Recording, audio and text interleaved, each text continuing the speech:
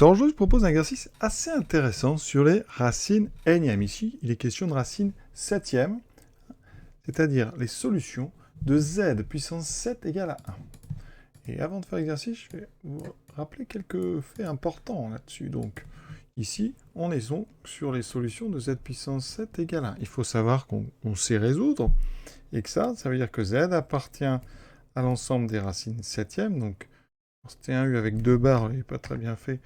Donc c'est U, donc 7. Donc c'est les nombres qui s'écrivent EI 2 pi sur 2k pi sur donc 7 avec le nombre k qui est anti-relatif, mais il suffit de le prendre entre 0 et 6 pour toutes les avoir, sachant que des racines septièmes, vous en avez 6. La première c'est 1, alors, je vais faire la liste. Ensuite vous aurez EI 2 pi sur 7, c'est celle dont il est question dans le texte, ça s'appelle oméga. EI donc 2 fois 2pi, EI 4pi sur 7, ensuite EI 6pi sur 7, 8pi sur 7, 10pi sur 7, 12pi sur 7, et on s'arrête là parce que 14pi sur 7, si vous tapez donc EI 14pi sur 7, ça fait EI 2pi, et on est revenu sur 1. Donc en fait, il y a un cycle qui se produit. Je vais vous le montrer. Donc ici, première chose, donc les racines septièmes, on les connaît par cœur. Donc chaque racine septième, quand vous la mettez à puissance 7, vous obtenez un. Donc dans l'exercice, ça veut dire que oméga 7 est égal à 1. Première chose très importante dans l'exercice. Ensuite, une autre chose importante, si on regarde, par exemple oméga 8, ça fait oméga 7 fois oméga, et ça fera donc 1 fois oméga, ça fera oméga. Donc il y a une sorte de cycle. Si vous mettrez oméga 9, mais ça fera oméga 7 fois oméga 2, ça fera oméga 2. Oméga 10 donnera oméga 3, etc. D'accord ? Par exemple, si vous prenez oméga 34, eh bien, vous pouvez enlever 7, parce qu'oméga 7 vaut 1, donc ça, c'est pareil qu'oméga 27, qui sera pareil qu'oméga 20, qui sera pareil qu'oméga donc 13, qui sera pareil qu'oméga, donc on fait 13 moins 7, oméga 6. D'accord ? Alors, on aurait pu enlever tout de suite un multiple de 7. On aurait pu enlever 28, on aurait eu tout de suite 6. Donc, vous voyez, comme ça, on peut jouer comme ça avec les puissances d'oméga. De toute façon, à chaque fois, on retrouve une puissance entre oméga 0 et oméga 6, sachant que l'oméga 7, on le remplacera par 1. Alors, autre chose importante dans les racines énièmes, c'est la somme. Et ça c'est l'objet de plein d'exercices. 1 plus oméga 2 jusqu'à oméga 6, il faut prendre la puissance juste avant, si on prend des racines septièmes. Ici, oméga différent de 1.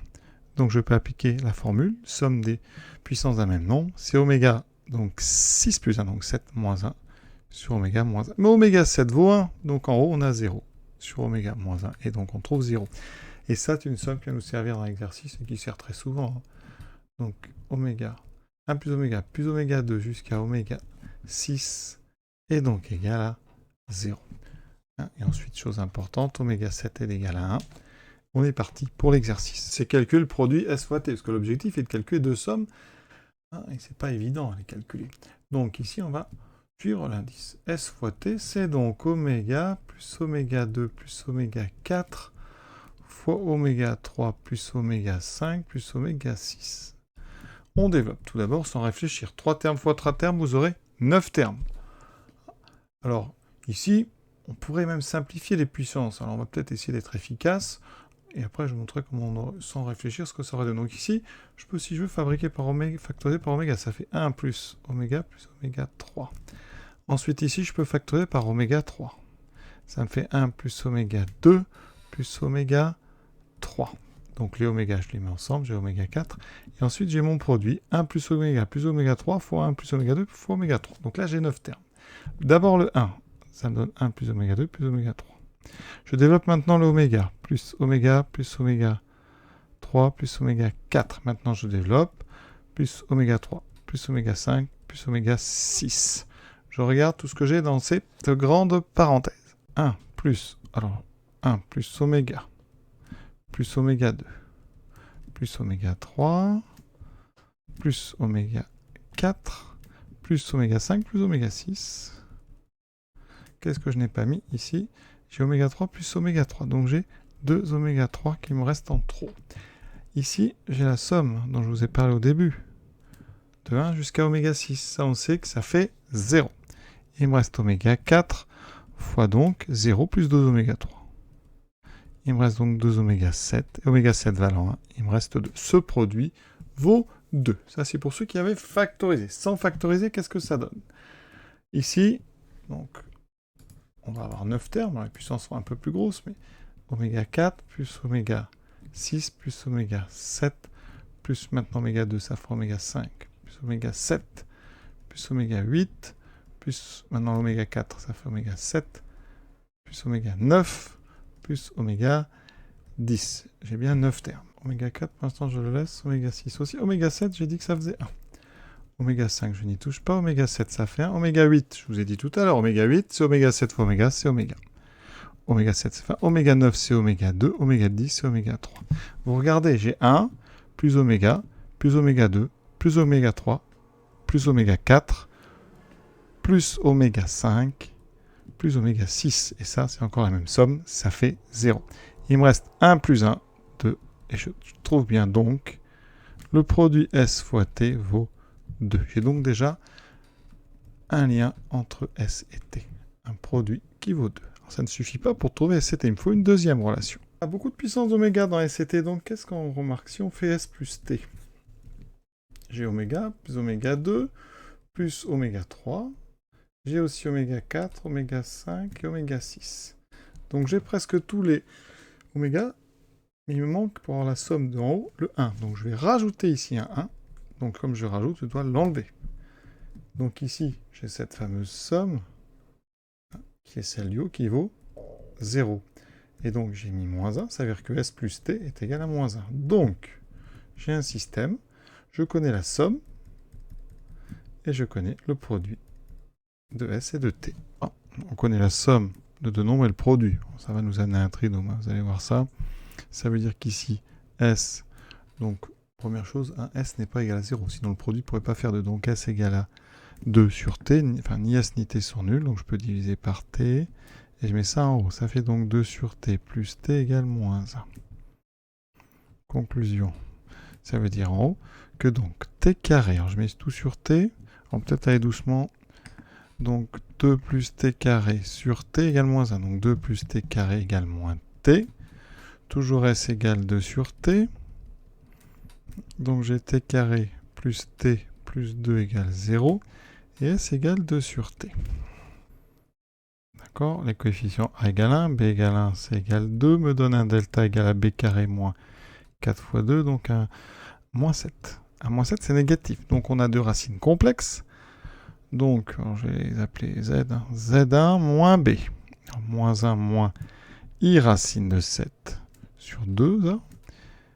Et Z de 2 égale moins I plus I racine de 7 sur 2. Voilà. Alors on a raisonné par implication. Et on sait que ici, alors le produit S fois T, c'est 2. Donc on a deux couples possibles pour l'instant.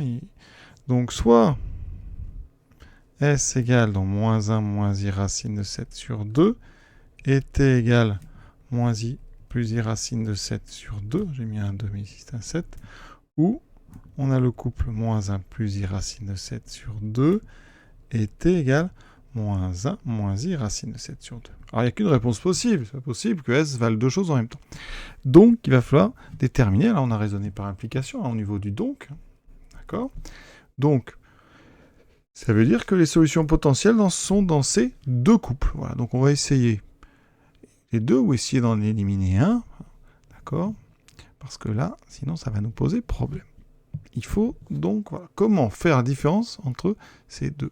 On peut remarquer, c'est que dans les deux cas, S et T sont conjugués. Alors est-ce que c'est normal ça? Si je prends le conjugué de S, ça me fait conjugué donc d'une somme. Ça me permet de vous rappeler que le conjugué d'une somme, c'est la somme des conjugués, oméga bar plus oméga 2 bar plus oméga 4 bar. Alors quel est le conjugué de oméga? C'est donc E moins I de pi sur 7. E moins I de pi sur 7, ben, qu'est-ce que ça donne? Si je mets à la puissance 7, ça fait 1. Donc c'est une des 7 racines septièmes.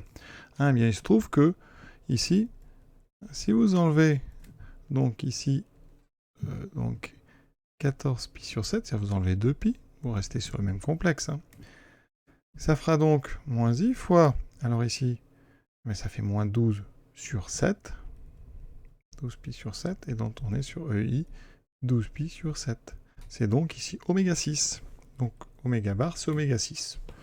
Donc S bar, c'est oméga 6 plus oméga 6 au carré, donc oméga 12, puisque oméga 6 puissance 4, oméga 24. Mais je vous ai dit, oméga 12, on peut enlever 7, oméga 24, on peut enlever 21. Donc ça fait oméga 3.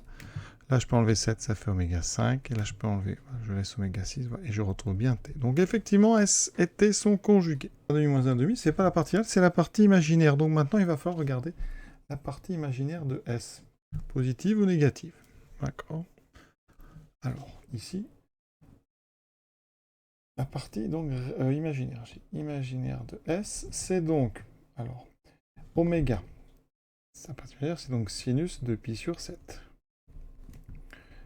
Oméga 2, c'est donc 4pi sur 7. Donc sa partie imaginaire, sinus 4pi sur 7. Oméga 4, c'est donc sinus 4 fois 2, 8pi sur 7. Voilà. Est-ce que ce nombre-là est positif ou négatif? Pour les racines septièmes, alors déjà on a 1 ici. Ça, c'est bon. Ensuite on aura 3 au-dessus, 3 en dessous. Il y aura une symétrie par conjugaison. Donc il faut ici que j'essaie de couper le cercle en 7. Alors on imagine alors 4pi sur 7. 4pi sur 7, la moitié c'est 3,5. Donc 4pi sur 7 c'est juste après. Donc on va placer ici, celui-là. Donc ici, ici. Par symétrie je mets celui-là ici, celui-là.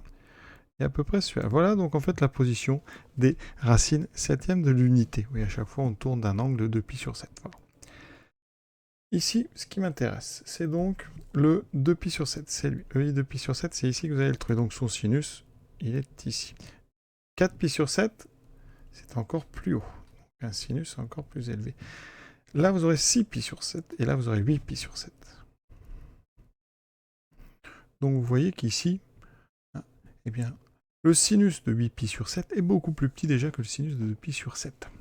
Et encore moins que l'autre. Donc conséquence, ça veut dire que la somme des trois est positive. La partie imaginaire de S doit donc être positive. Conclusion, dans mes deux propositions, il n'y en a qu'une qui va, c'est la deuxième.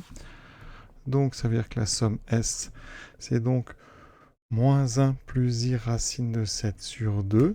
Et donc T, forcément, c'est son conjugué. C'est ceci. Voilà, on avait deux solutions, deux couples solutions possibles. On est sûr qu'il y en a un qui marche, parce que les sommes, elles existent. Et donc, grâce à cette partie imaginaire positive, on vient de trouver quelle était la bonne valeur de S, et donc quel est le bon conjugué. Et on a terminé ce très joli exercice sur les racines septièmes. Voilà, je vous souhaite une bonne fin de journée à tous. À bientôt.